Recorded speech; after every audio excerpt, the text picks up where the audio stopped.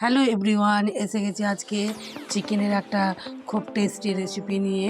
তার জন্য নিয়ে নিয়েছি 4 পিস বড় আকারের বোনলেস চিকেন, এবং সেই চিকেনের পিসগুলোকে আমি একটা নাইফের দ্বারা টুকরো টুকরো করে নিচ্ছি। যতটা পারছি ততটা টুকরো করে নিচ্ছি, আর যতটা টুকরো করবে রেসিপিটা ততটাই সুন্দর হবে।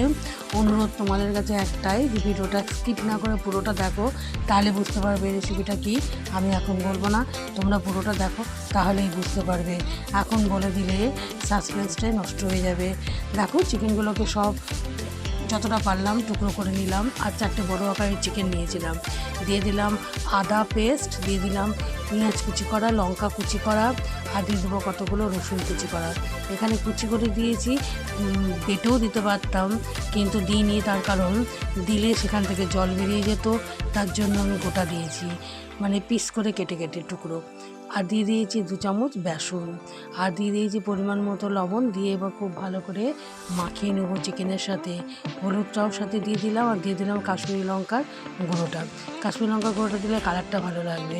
আর সব লাস্টে দিয়ে দিলাম চাট মশলা, টেস্টটা যেন খুব চটপটা হয় তার জন্য। চিকেনের এই রেসিপিটা তোমরা বাড়িতেও করতে পারবে, খুব সুন্দর লাগে। আমরা দামি দামি রেস্টুরেন্ট থেকে কত দাম দিয়ে এগুলো কিনে খাই, কিন্তু বাড়িতে একটু সময় করে নিলে এই ধরনের একটা টেস্টি রেসিপি বানানো যায়, আর সেটা খুবই হেলদি হয়, যেহেতু বাড়িতে তৈরি হবে তার জন্য। দেখো, আমি এগুলোকে আগে একটা গোল গোল করে নিচ্ছি, মানে একটা রোলের আকারে করে নিচ্ছি। এবার যতগুলো পিস হবে ততগুলো, আমি এখানে কম পরিমাণ নিয়েছি তাই কম আকারই হবে। তোমরা পরিমাণটা বাড়ালে বাড়াতে চাইবে, তাতে অসুবিধা নেই। হ্যাঁ, তবে পেঁয়াজটা কুচি করেই দেবে, পেস্ট করে দেবে না, কারণ আমি বললাম পেস্ট করে দিলে পেঁয়াজ থেকে জল বেরিয়ে যাবে, তখন এই রোল হবে না, মানে গোল গোল শেপটা আসবে না। এবার কড়াইয়ের মধ্যে সাদা তেল নিয়েছি, কারণ ভাজবো তার জন্য এখানে সাদা তেলই লাগবে। আর সেই তেলের মধ্যে এই রোল করে রাখা চিকেনের পিসগুলোকে এর মধ্যে দিয়ে দিয়ে খুব ভালো করে লাল লাল করে ভেজে নেব। এবার বুঝতে পারছো আমি কি বানাতে চলেছি।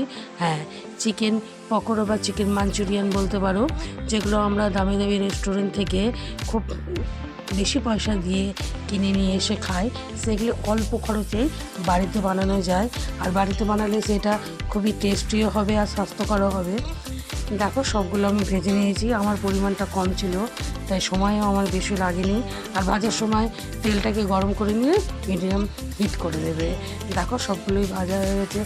দেখতে যতটা টেস্টি হয়, খেতে ততটা টেস্টি হয়। ছোটো বড়ো সবার জন্য খুব ভালো একটা রেসিপি, আর সবাই মন ভরে খাবে। রেসিপিটা ভালো লাগলে লাইক শেয়ার কমেন্ট করো, পাশে থেকো, আর চ্যানেলটাকে সাবস্ক্রাইব করে